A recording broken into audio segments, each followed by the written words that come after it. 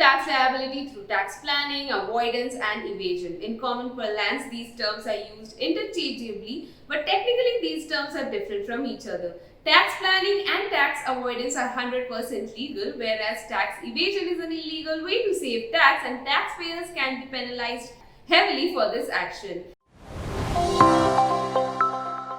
Hello and welcome. I am Prarthana from Clio. We have assisted more than 80,000 tax experts and 6 million tax filers so far. Do subscribe to support us and get a clear explanation of tax and financial concepts.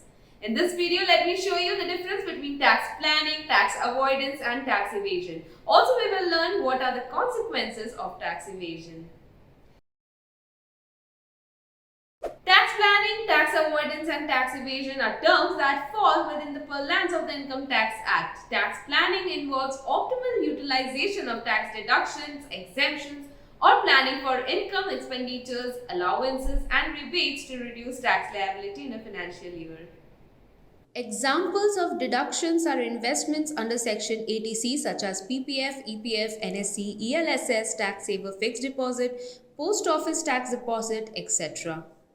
Similarly, the Income Tax Act allows exemptions for certain allowances such as house rent allowance, HRA, and leave travel allowance, LTA. On the other hand, tax avoidance is the practice of taking advantage of the gaps and mismatches in the tax rules to prevent or lower tax liability. It is not illegal as it is not well defined in tax laws. For example, many companies channel their funds through offshore branches to avoid paying tax in their home country.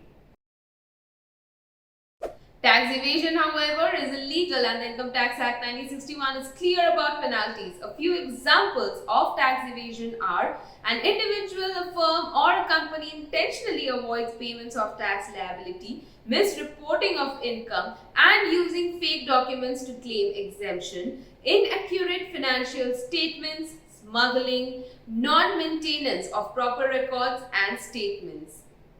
For instance, a company claims depreciation on a motor car used by a director for personal purposes. This is not allowed under Section 32 of the Income Tax Act 1961 and is a case of tax evasion.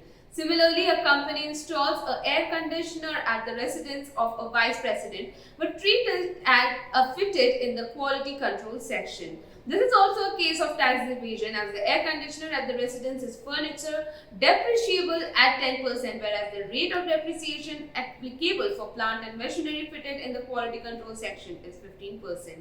The wrong treatment raises the amount of depreciation and reduces profit unlawfully. In short, tax evasion is blatant fraud initiated after the tax liabilities arise. Here is the lowdown on a few broad categories of tax evasion, which can invite penalties as per Income Tax Act 1961.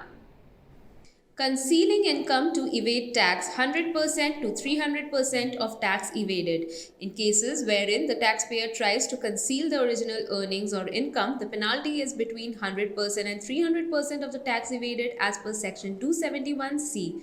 Secondly, not getting accounts audited. Section 44AB mandates a taxpayer to get the account audited or furnish a report of the audit. In the case of failure to do so, the penalty incurred will be 0.5% of total sales, turnover of the gross receipts, or Rs 1,50,000, whichever is more.